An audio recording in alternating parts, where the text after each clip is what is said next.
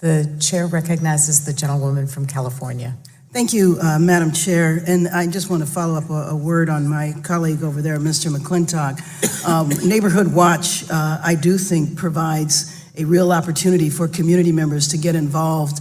But Ed Davis never believed in arming the Neighborhood Watch. I have a couple of questions for Ms. Latiker.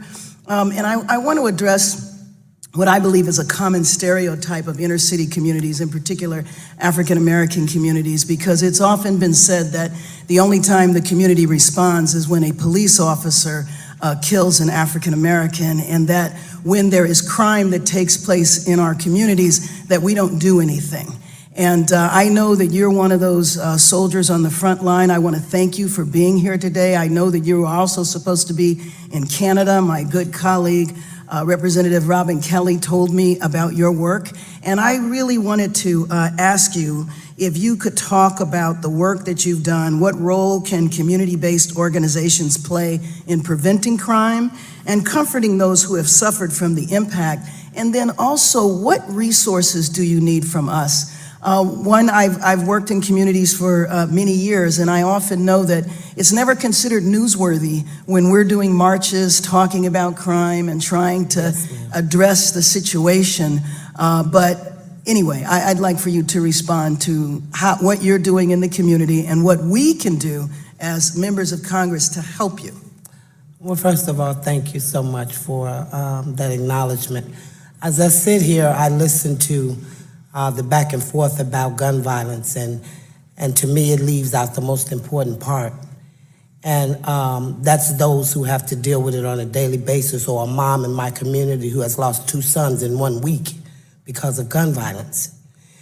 And it seems like it's always talked around about the people who are living there. Now you can imagine a block with 10 houses on it, and 6 of those houses have lost kids to violence. So that there is no block anymore, there isn't any community anymore, because all those families are hurting.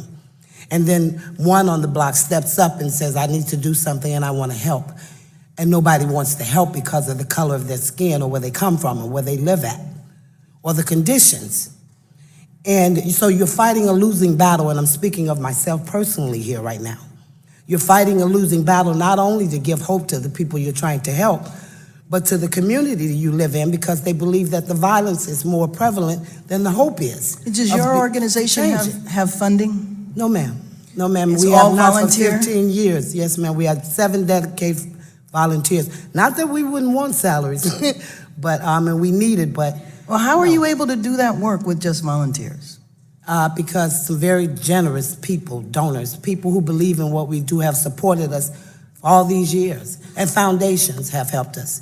But we have never had a grant writer or anything like that.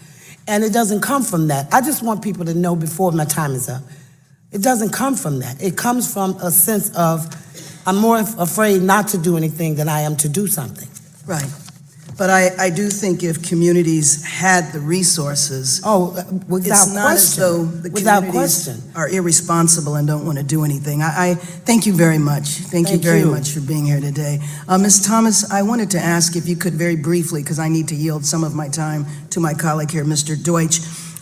You know, in a community like Chicago that has strong gun laws, the problem is the surrounding area. State of California, strong gun laws, but we have states that guns come in from. Could you very briefly respond to what the federal government could do to help? And then I'm going to yield my time to Mr. Deutsch.